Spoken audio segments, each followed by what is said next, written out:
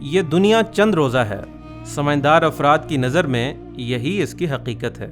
یہ کسی کی دوست نہیں، آخر میں یہ سب کو چھوڑ کر چلی جاتی ہے۔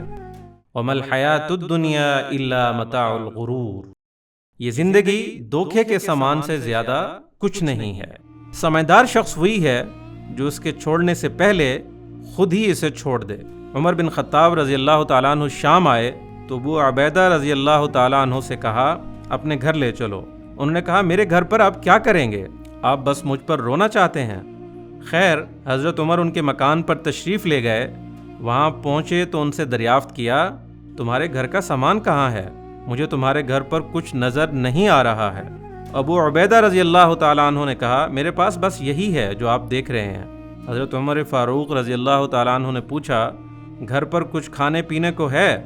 ابو عبیدہ بڑھے اور ایک برتن سے روٹی کے کچھ ٹکڑے نکال لائے۔ یہ دیکھ کر حضرت عمر فاروق رو پڑے اور فرمایا اے ابو عبیدہ، ایک تمہارے علاوہ ہم سب کو دنیا نے بدل کر رکھ دیا۔ حالانکہ ابو عبیدہ رضی اللہ تعالیٰ عنہ اس وقت ملک شام میں مسلمانوں کے امیر تھے۔